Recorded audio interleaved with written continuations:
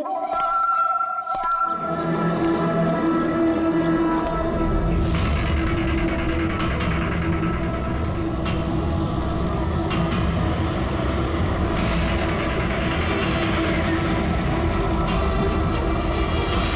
भाई, गाड़ी आगे ले।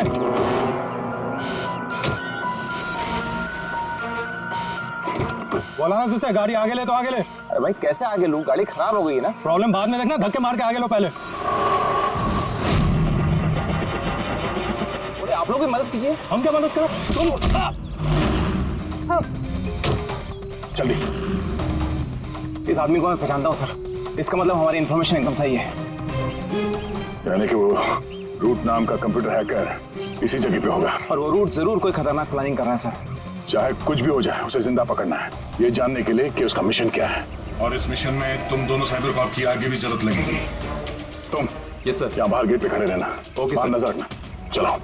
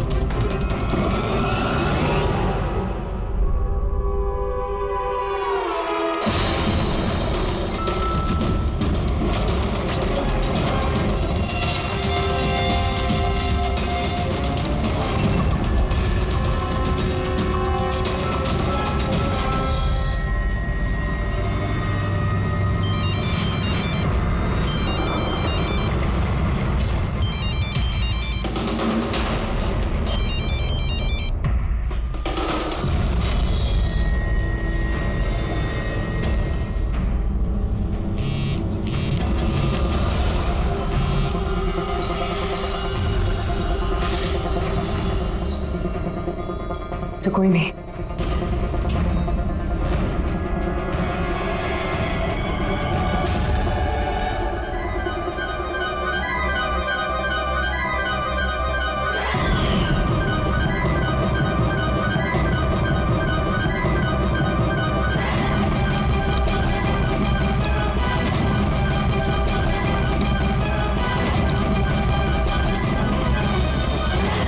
आप रेडी? सर सब जगह देख लिया, यहाँ पे कोई नहीं है। खबर तो गलत नहीं हो सकती, यहीं कहीं होना चाहिए। चलो देखते हैं।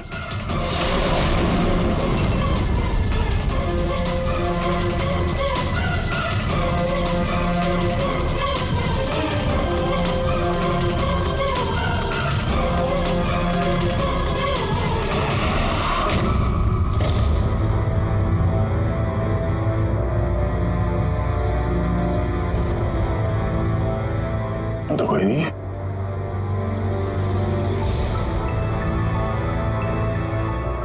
शहर अभी भी गर्म है, लगता है यहाँ पे कोई था अभी। मगर सर एंड मौके पे भाग कैसे निकला? सर हम लोग तो चारों तरफ से बंगले के अंदर घुसे, किसी को बाहर भागते हुए नहीं देखा है। सर हाँ सर ये मॉनिटर देखिए, ये तो घर के आसपास की फुटेज चल रही, कहीं वो हमें देख के भाग तो नहीं गया? हो सकता है, वो ज्यादा दूर नहीं गया होगा। जरा इस जगह को अच्छी तरह से चेक करो, और पूरी इस कंप्यूटर को चेक करो, देखो क्या मिलता है। तब तक मैं गेट पे जाके देखता हूँ।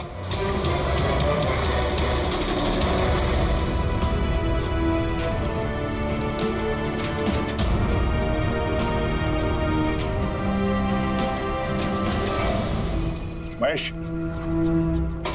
Mahesh, yes sir. ये रूट अंदर नहीं है, लगता भाग गया। तुम यहीं पे खड़े थे? सर मैं यहीं पे खड़ा था, मैंने किसी को नहीं भागते हुए देखा। यहाँ से कोई नहीं गया बाहर? नहीं सर। मेन गेट से तो कोई बाहर गया नहीं, पता नहीं ये रूट कहाँ से चला गया। सर बाहर पीछे की तरफ एक गेट है, शायद वहीं से भाग गया होगा। सर वो कंप्यूटर पासवर्ड प्रोटेक्टेड है, ब्यूरो ले जाना पड़ेगा। सर ये रूट जरूर अपने उसी खतरनाक मिशन को पूरा करने में लगा होगा। ये रूट को किसी भी हाल में जल्द से जल्द ढूंढना होगा। एक मिनट, पूरे घर में कहीं भी ये कारपेट नहीं है, और यहाँ पे कारपेट रखा हुआ है, उसके ऊपर ये स्टूल। जरा हटाओ इसे। सर यहाँ पे खुफिया दरवाजा।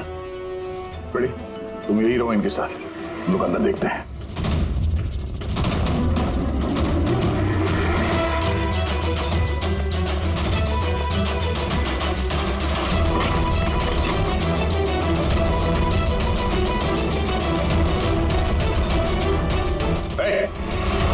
अब अगर अपने बचाव में कुछ कहना चाहती हो तो यही वक्त है।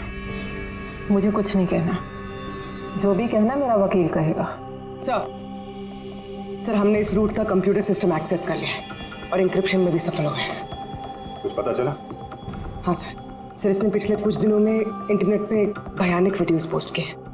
डार्क वेब पर sir. Actually dark web internet की एक ऐसी काली जगह होती है सर, जहाँ पर हर मुजरिम अपने गैरकानूनी कामों को एक टेक्नोलॉजी की मदद से अंजाम देता है, जैसे हथियारों की तस्करी हो, किडनी की चोरी, या फिर किसी को मारने की सुपारी।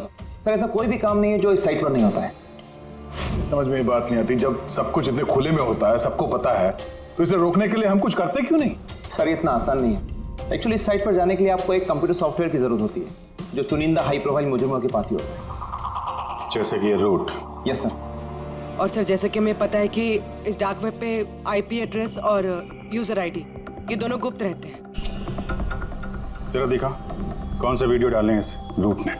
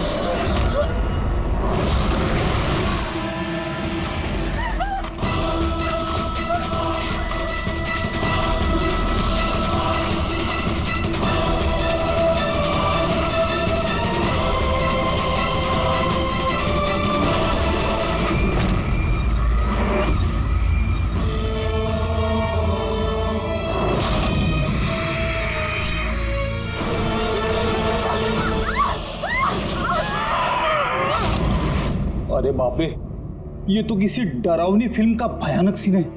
ये सीन क्यों डाला डार्क वेब में? सर ये किसी फिल्म का सीन नहीं है, ये सब असली में हुआ है और किसी हीरोइन के साथ नहीं, बल्कि एक मासूम लड़की के साथ। जहां तक मुझे याद आ रहा है इसे स्नफ फिल्म कहते हैं ना? हाँ सर, बहुत बड़ी इंडस्ट्री है इन वीडियोस की। कौन है ये लड़की? मुझे नहीं पता। तुम जिम्मेदार हो इसकी मौत की? नहीं सर, मैं किसी की मौत की जिम्मेदार नहीं हूँ। मुझे तो बस पैसे दिए गए थे ये वीडियो डार्क वेब पे डालने के लिए, और मैंने बस डाल दिया। किसने दिए पैसे? मुझे नहीं पता। नहीं पता कहने से काम नहीं चलेगा। एक लड़की की जान गई है। सर मेरे यकीन कीजिए, ऑनलाइन पैसे ट्रांसफर किए गए थे मेरे अकाउंट में। किसने किए मुझे कुछ नहीं पता। पता नहीं है तो पता करो। कंप्यूटर की बहुत बड़ी महारथी हो ना, ये पता करना तुम्हारे लिए कोई मुश्किल काम नहीं है। पता करो। अभिजीत, अगर कोई इस तरह का फिल्म बना के अपलोड कर रहा है तो हमें जल्द से जल्द उस तक पहुंचना होगा जो ये मौत का खेल खेल रहा है। एक काम करते हैं, इस लड़की की फोटो सभी पुलिस स्टेशन में भेज देते हैं। एक बार पता चल जाए लड़की कौन है, सारा मामला साफ हो जाएगा।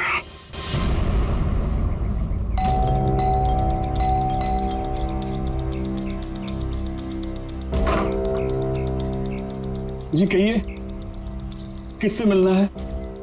ये रिया का घर है ना? हाँ, मैं उसका पापा। आइए। वो हम लोग सीआईडी से हैं। आपके लिए एक बुरी खबर है। आपकी बेटी रिया अब इस दुनिया में नहीं रही। पता है, मगर आप उसके मौत के 10 दिन बाद क्यों आए हैं ये सब बताने? आपको पता है कि आपकी बेटी रिया की मौत हो गई? आप उस कार एक्सीडेंट की इन्वेस्टिगेशन के लिए आए हैं ना, तो आपको ये तो मालूम पड़ा होगा कि रिया का तो फ्यूनरल भी हो गया है। एक मिनट, आप किस कार एक्सीडेंट की बात कर रहे हैं? वही जिसमें हमारी रिया चल बसी है। शेयर टैक्सी में वो पुणे जा रही थी। नहीं, रिया की मौत कार एक्सीडेंट में नहीं हुआ है। ये क्या कह रहे हैं आप? एक मिनट, ये रिया है। हाँ, ये रिया ही है। एक्सीडेंट वाले दिन उसने यही कपड़े पहने थे। एक मिनट, सॉरी बाबू, लगता है कुछ कंफ्यूजन है। आप जरा बताइए कि आपकी बेटी रिया का कार एक्सीडेंट कैसे हुआ था? शेयर टैक्सी में वो पुणे जा रही थी, 7 और लोग भी थे उसके साथ। तो रास्ते में उसकी गाड़ी का बड़ा भयानक एक्सीडेंट हो गया। पूरी कार आग की लपटों में झुलस गई। मरने वालों के तो चेहरे तक पहचान में नहीं आ रहे थे। तो आप लोगों ने रिया को कैसे पहचाना? उसके सामान के जरिए बस हम उसे पहचान पाए। आपने ये नहीं बताया कि ये फोटो कब की है? वैसे हम लोगों को भी पता नहीं कि ये फोटो कब की है, पर पता चलते ही हम आप लोगों को बता देंगे। लगता है रिया का ये एक्सीडेंट सिर्फ एक दिखावा था, उसकी मौत की असली वजह को छुपाने के लिए। सर, अगर रिया का कार एक्सीडेंट एक दिखावा था, तो वो बाकी के 7 लोग जो उसके साथ गाड़ी में थे, कहीं वो भी रिया की तरह ही तो नहीं मारे गए? हो सकता है। सबके परिवार वालों से मिलना पड़ेगा।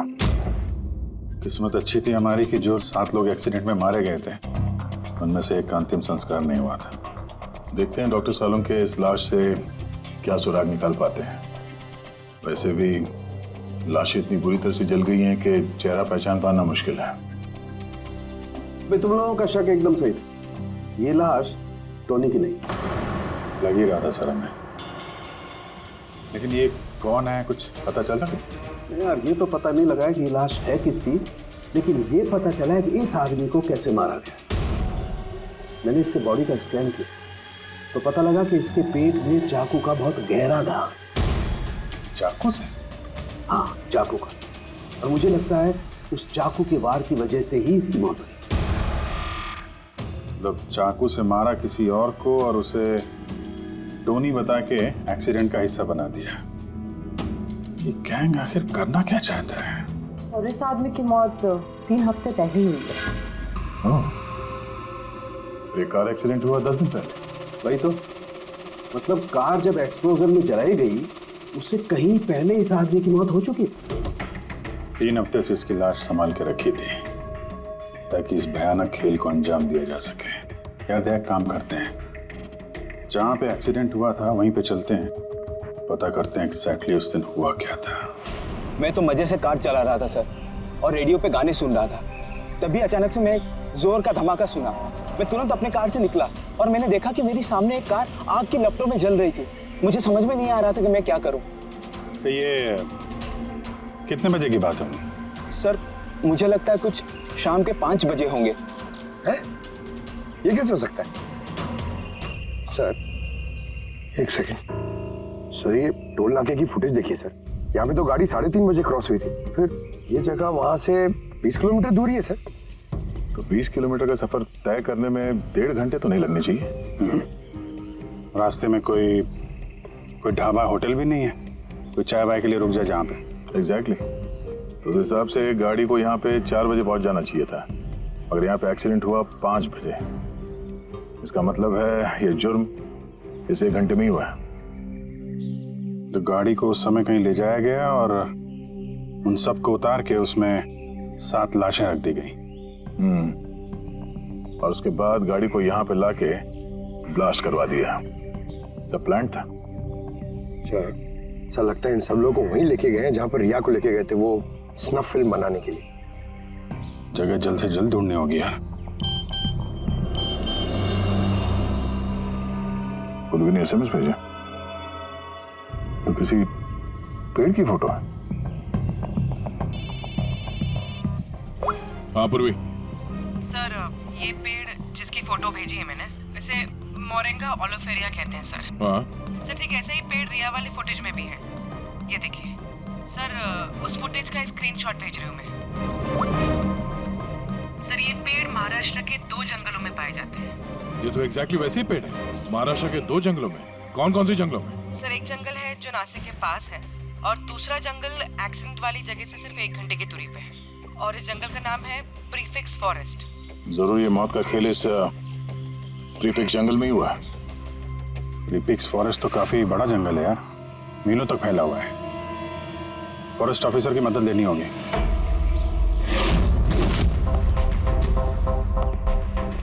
इस जंगल में ये सब हो रहा है, यकीन नहीं होता। क्या आपकी इंफॉर्मेशन पक्की है ऑफिसर? पक्की नहीं होती तो यहाँ तक आते नहीं हम लोग। आप बताइए, कुछ हाल फिलहाल में ऐसी कोई घटना आप लोगों ने कुछ सुनी हो, कुछ देखी हो, जंगल के अंदर कुछ हुआ हो? बिल्कुल नहीं, और अगर ऐसा कुछ होता तो हम जरूर उस पर ध्यान देते। चलो कोई नहीं, फिर भी अपनी तसल्ली के लिए एक बार हम जंगल देखना चाहेंगे। श्योर। वैसे सर आप लोग पूरा जंगल देखना चाहेंगे? क्योंकि मीलों तक फैला हुआ है ये, इसमें काफी वक्त लग सकता है। नहीं, हम पूरा जंगल नहीं देखेंगे। हमें जंगल का वो हिस्सा दिखाइए जहाँ पे कोई आता जाता नहीं है, क्योंकि अक्सर सुनसान इलाकों में ही जुर्म पनपता है। Okay officers. विनोद, मेघना, इन्हें जंगल के उन इलाकों की दिखाने की जिम्मेदारी आपकी है। ओके? जी सर। Yes sir. सर एक सेकेंड। सर ये देखिए, सर ये जंगल का सबसे घना और सुनसान इलाका है। मेरी समझ से हमें यहीं से शुरू करना चाहिए। ठीक है, देखते हैं।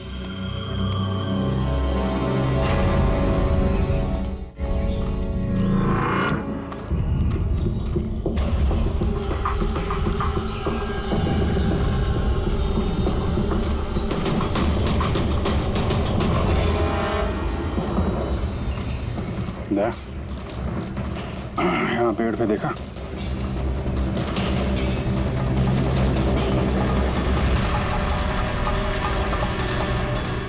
छोटा सा कैमरा। मतलब हम लोग सही जगह पे आ गए हैं।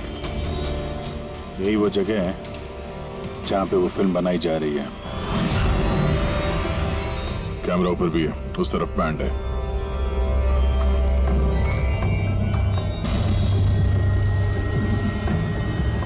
शायद इस कैमरे से कुछ पता चले उनके अड्डे के बारे में।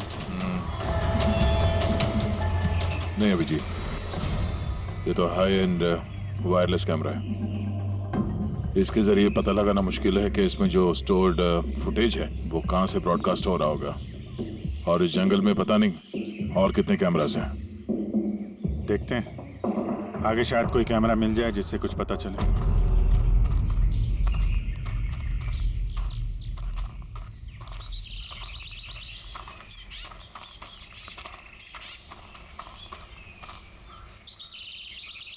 सर सही निशान देखिए, मुझे लगता है हमसे पहले यहाँ कोई आया है। हम लोग सही डायरेक्शन में जा रहे हैं।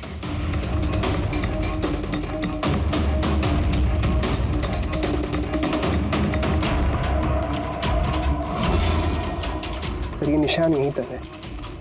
सर इसका मतलब उनका अड्डा यहीं कहीं है।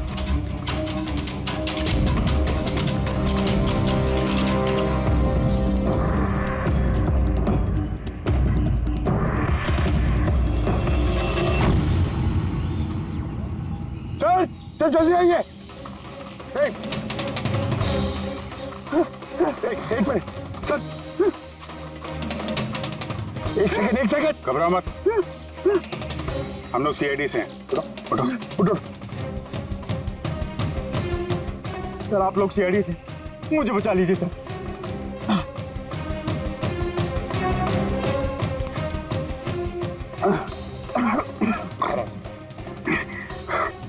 यहाँ फंस कैसे गए तुम? सर मुझे इस जंगल से बाहर निकलने का रास्ता नहीं मिल रहा। सर उस खूनी ने एक एक करके सबको मार दिया। तुम लोग यहाँ आए कैसे? हम टैक्सी में सवार होकर सफर कर रहे थे कि अचानक हमारी गाड़ी पंक्चर हो गई और कार रुक गई। सड़क पर पहले से किसी ने कीले और कांच के टुकड़े रखे हुए थे सर। फिर इसके बाद कुछ लोग आए जिनके चेहरे नकाब से ढके हुए थे और जब तक हम कुछ कर पाते उन्होंने हमें बेहोशी के इंजेक्शन लगा दिए। और जब मुझे होश आया तो मैं इस घने जंगल में था सर। मैं ही जानता हूँ कि इस जंगल में मैं भूख प्यास से कैसे रहा हूँ। कभी लकड़ी खाई तो कभी पेड़ के पत्ते, और जब भी किसी के चिल्लाने की आवाज़ आती तो समझ जाता किसी की जान चली गई। यहाँ जगह जगह कैमरे लगे हुए हैं। तुम्हारी किस्मत अच्छी थी कि तुम उनके पकड़ में नहीं आए। सर पकड़ इसलिए नहीं पाए क्योंकि उन्होंने एक कैमरा मेरे कमीज के बटन में लगाया हुआ था और वो बटन मैंने तोड़कर फेंक दिया। शायद इसी वजह से वो मुझे ढूंढ नहीं पाए। तुम्हें अंदाजा है कि बाकी के लोगों में कितने लोग जिंदा हैं अभी तक? मालूम नहीं सर, पर कल रात जब मैं पेड़ पर बैठा हुआ था मुझे किसी के चीखने की आवाज़ आई थी। न जाने वो उनको घायल कर रहे हैं या फिर जान से मार रहे हैं सर। किस तरफ से आवाज़ आई थी, कौन सी दिशा से, कुछ याद है आपको? मेरे पेड़ इस तरफ, शायद उस तरफ से सर।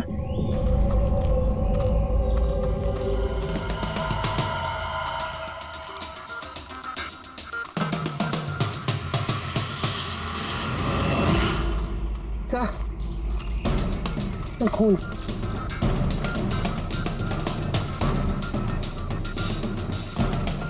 सर यहाँ पर भी। इसका मतलब उनमें से कोई घायल है। किस तरफ गया होगा? सर ये देखिए, खून के कुछ निशान इस तरफ भी जा रहे हैं। इस तरफ भी खून का निशान है और इस तरफ भी, दोनों तरफ है। दोनों तरफ देखना पड़ेगा। पंकज, पूर्वी, तुम लोग इधर देख लो, हम लोग इधर देख लेते हैं। विनोद, तुम इनके साथ जाओ और हाँ, हर आधे घंटे में अपडेट देते रहना, ठीक है? आप आइए।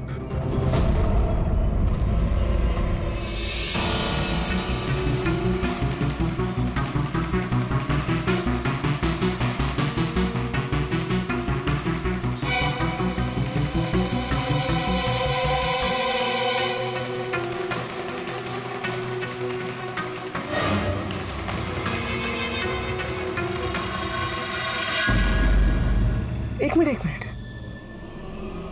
वो क्या है?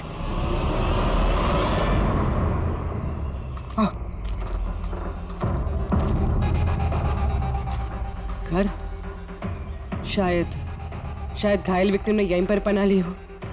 जंगल के बीच में घर, मगर नक्शे के हिसाब से तो यहाँ कोई घर नहीं था। हो सकता है ऐसे फिल्म बनाने वालों को ऐसे लोकेशंस की जरूरत पड़ती है ताकि उन्हें कोई ट्रैक ना कर सके। हो सकता है उस घर में जो घायल आदमी है वही मुजरिम हो सकता है पंकज, और ये भी हो सकता है कि आगे और भी कैमरास लगे हों। होशियार रहना।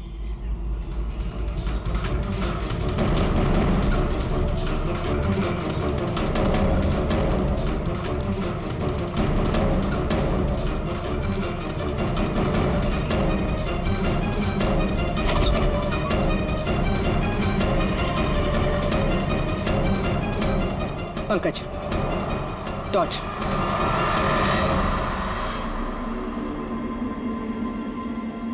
ये घर तो एकदम हिंदी फिल्मों की डरावनी पिक्चरों जैसा। ये देखो, उस घायल विक्टिम को यहीं पर लाया गया है। वो आवाज सुनी? अंदर से आ रही है।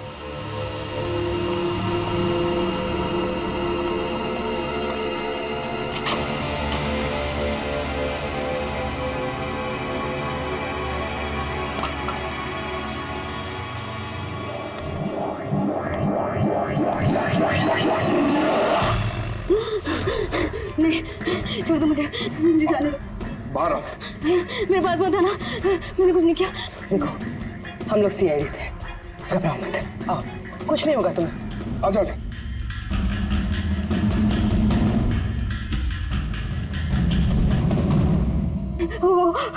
वो यहीं पे, वो यहीं पे।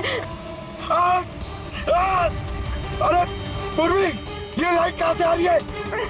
पंकज, मुझे कुछ दिखाई नहीं दे रहा। अरे पंकज सर, पूर्वी मैम, पंकज सर।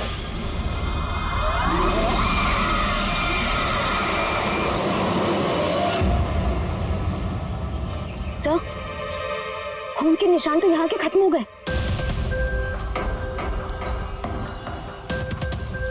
अरे ऐसे कैसे हो सकता है?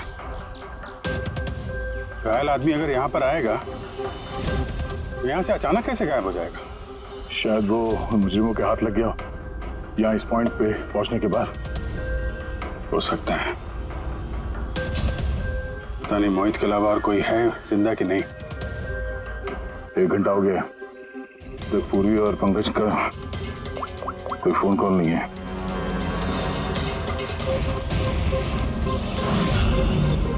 पूरी फोन उठा नहीं रही है। पंकज देखता हूँ। पंकज भी फोन नहीं उठा रहा है। अरे यार किसी मुसीबत में नहीं है दोनों? चलो चल के देखते हैं। चलो। यहाँ पे खून इस तरफ गए थे।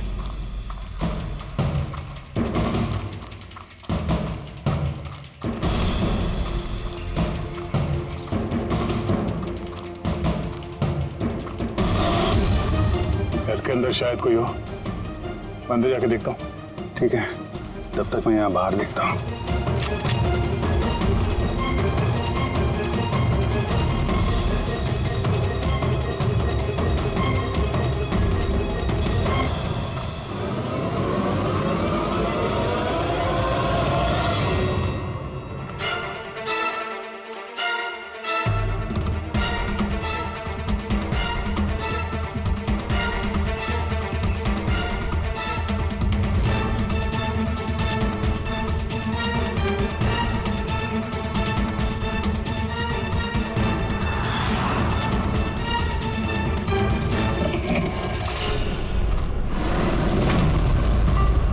पंकज कब आए?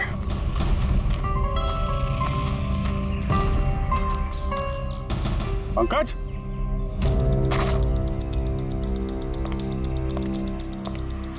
पंकज,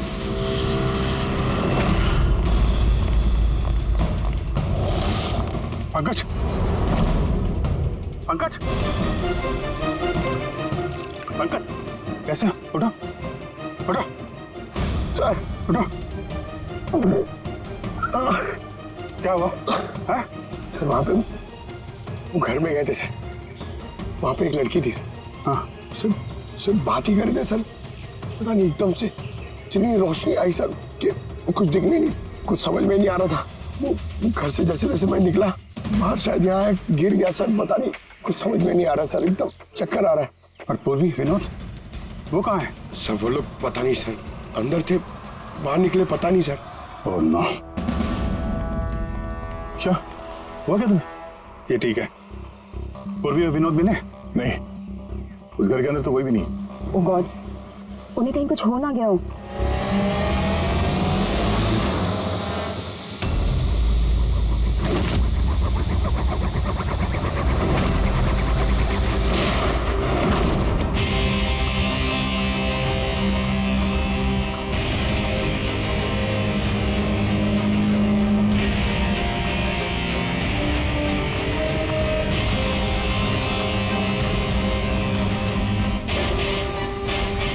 ये सब तो बड़ा मुश्किल होता जा रहा है।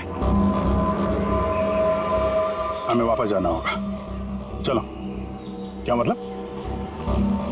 देखो दया, हमें ये नहीं मालूम है कि अपराधियों की तादाद कितनी है, कितने कैमरे लगा रखे हैं यहाँ पे, कितने हथियार हैं उनके पास। ऊपर से हम पे हर वक्त नजर रखे हुए हैं। अभी फिलहाल हम उनसे मुकाबला करने की तैयारी में नहीं है। और पूर्वी, उसे यहाँ पे अकेला छोड़ के चले जाएंगे?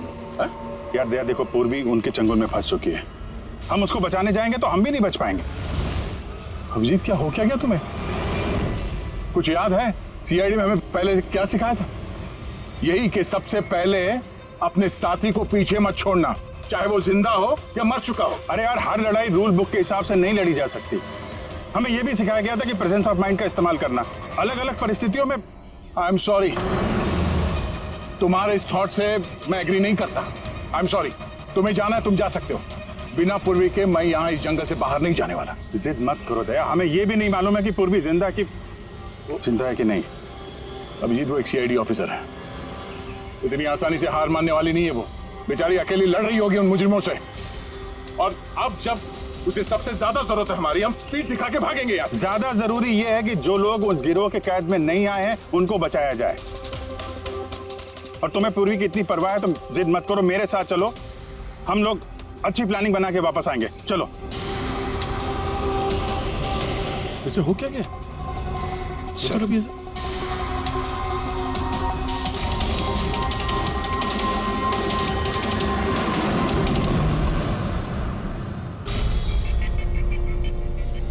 सीआईडी के इतिहास में ऐसा पहली बार हुआ होगा कि सीआईडी किसी से डरकर दुम दबाकर भाग गई। हाँ सर, पहुंच गए आप? हाँ बस उसी जंक्शन पे रहिए, हम लोग आते हैं वहां पे। अरे सालुंके सर, आप यहाँ? मैं यहाँ। अरे अरे तुम्हें क्या लगा हम लोग पूर्वी को ऐसे ही छोड़ देंगे जंगल में मरने के लिए? हैं? तो आपका और दया सर का झगड़ा झूठा था। जब अभिजीत ने वहां पे कैमरा देखा तो उसने मुझे इशारा किया। पता नहीं और कितने ड्रोन लगा रखे होंगे हम पे नजर रखने के लिए।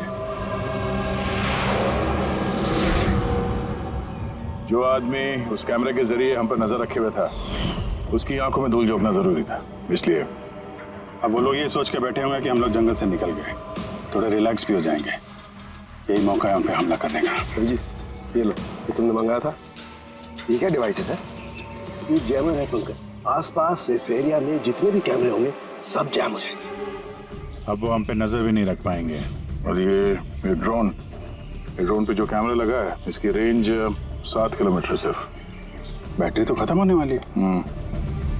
इसका मतलब अगर हम इसे नहीं पकड़ते तो ये वापस उनके अड्डे पे जाता बैटरी बदलने के लिए। जरा आईपैड निकालना, नक्शा निकालो उसमें।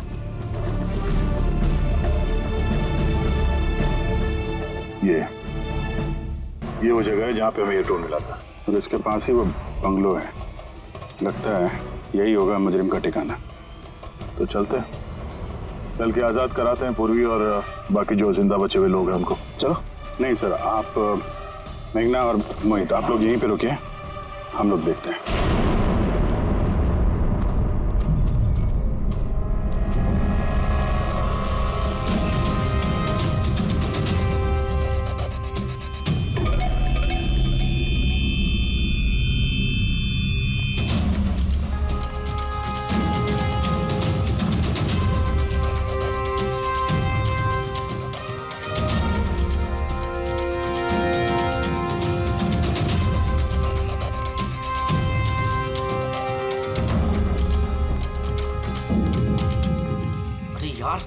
पूरा सिस्टम बंद कैसे हो गया? देख तक कुछ जैसे आवाज आ रही है। कैसे हो सकता है पूरा सिस्टम?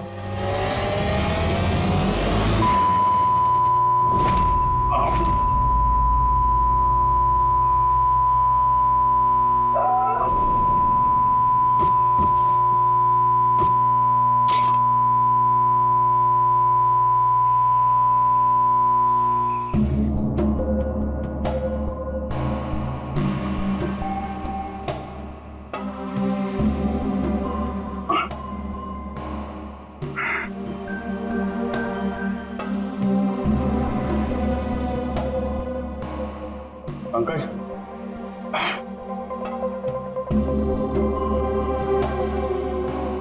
पंकज, हमारे स्वागत की पूरी तैयारी कर रखी थी इन लोगों ने। सर ये लोग अगर हमें मारना चाहते तो पहले ही मार देते। हमें मारते हुए क्या ये फिल्म बनाना चाहते हैं?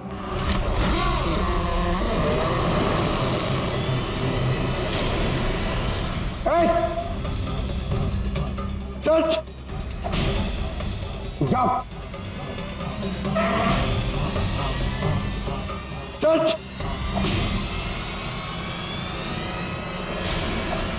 मैं हूं पंकज। पूर्वी,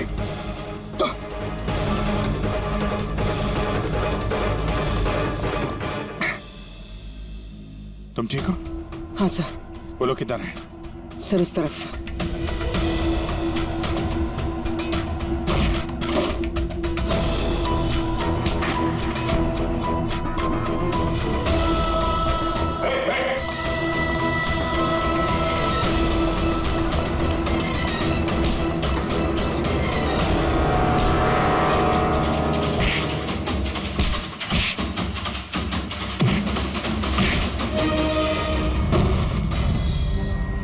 सर चल चल।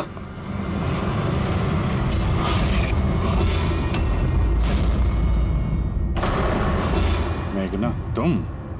वाह, हमें तो लग रहा था कि हम मुजरिमों की आंखों में धूल झोंक रहे हैं। अब किसे पता था कि हम मुजरिम को अपने साथ ही लेके घूम रहे हैं। आप लोग यहाँ कैसे? किसने छुड़वाया आप लोगों को? सीआईडी को कैद करना इतना आसान नहीं। मौका देखते ही मैंने वो खिड़की तोड़ी और वहां से बाहर निकल गई।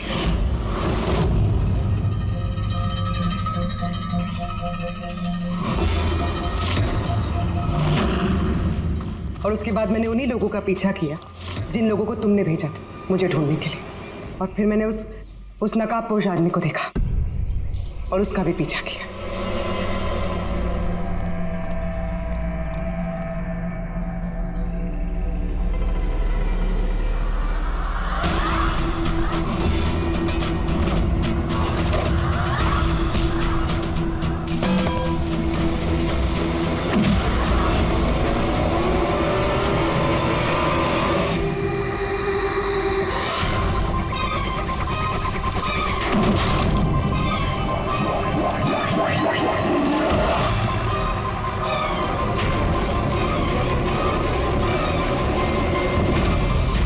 कुछ देर बाद जब मुझे होश आया तो मैंने देखा कि मगर इससे पहले कि मैं बाकी ऑफिसर्स तक पहुंच पाती, तुम्हारी उस सोनिक बूम वाली आवाज ने इन्हें बेहोश कर दिया था। वो तो मेरी किस्मत अच्छी थी कि मैं दूर थी और उस आवाज का मुझ पर कोई असर नहीं हुआ। और फिर मैंने सोचा कि क्यों ना उस नकाब को ही मैं अपना हथियार बना लूं। जिस बेरहमी से तुमने लोगों की जान ली है, तुम तो औरत कहलाने के लायक भी नहीं हो। अब ये बताओ, तुमने ये सब किस लिए किया? ये सब मैंने पैसों के लिए किया है सर। जितने पैसे मुझे इस काम के लिए मिल रहे थे ना, उतना तो मुझे अपनी जॉब में 5 साल में भी नहीं मिलता। और वैसे भी क्या फर्क पड़ता है, रोज इतने लोग मरते हैं, अगर 2-4 और मर गए तो क्या हुआ? तुम्हें शायद मालूम नहीं है कि तुम कितनी बीमार हो। बाकी लोग कहाँ हैं जो तुम्हारे साथ में थे? मैंने किसी को कोई नुकसान नहीं पहुंचाया सर, इतनी भी बुरी नहीं हुआ। और वैसे भी मैंने कोई भी खून अपने हाथों से नहीं करा है। मुझे तो एक औरत ने करोड़पति बनने का ऑफर दिया था जो मैंने एक्सेप्ट कर लिया। कौन औरत? बहुत अजीब सा नाम था उसका।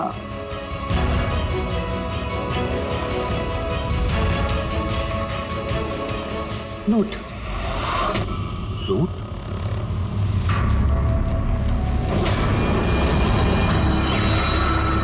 तो रूट है इस सब के पीछे मास्टरमाइंड। अब उसने ऐसा क्यों किया, उसका जवाब तो अब वही देगी। तो जहां तक तुम्हारा सवाल है, कानून तुम्हें कड़ी से कड़ी सजा देगा।